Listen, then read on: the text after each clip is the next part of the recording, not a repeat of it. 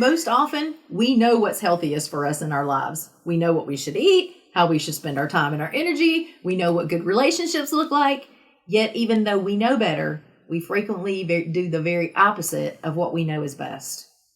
We tolerate people that drain our energy. We eat too many sugary and fried foods. We stop exercising for a period of times. We work too much. We spend too much money, and we don't get adequate sleep, amongst all the other negative patterns that we fall into.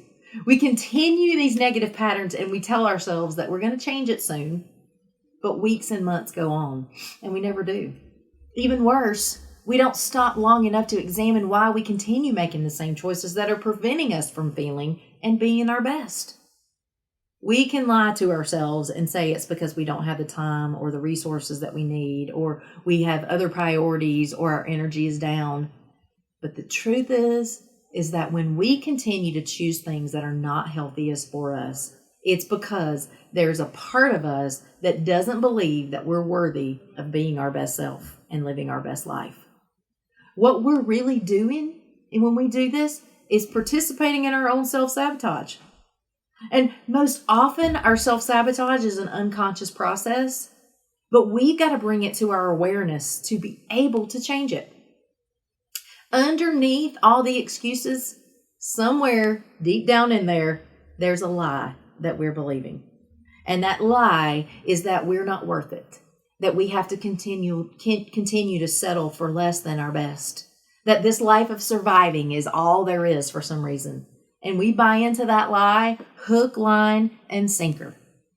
But instead of ignoring our choices, if we'll get honest, really honest, with those parts of ourselves that feel unworthy, then we can use that truth to fuel us into making positive changes moving forward.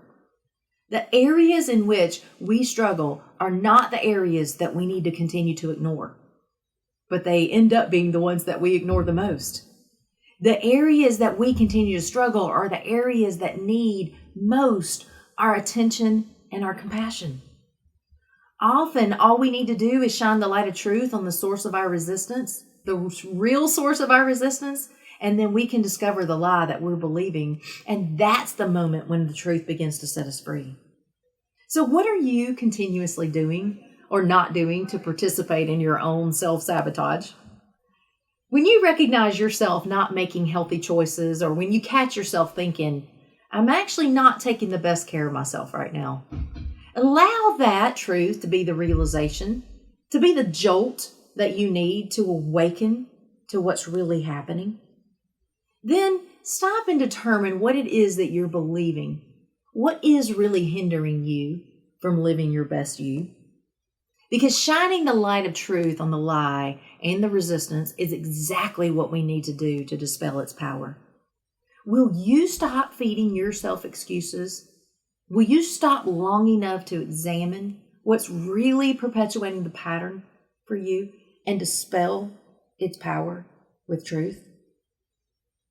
I hope you decide today to take back your life from the lies that are keeping you stuck and settling for living in mediocrity, and that you will step into your healthiest and your happiest you, because it is so time to do that. You deserve it. And if you're ready for powerful breakthrough from struggling and settling and surviving, I'd love to help you get that.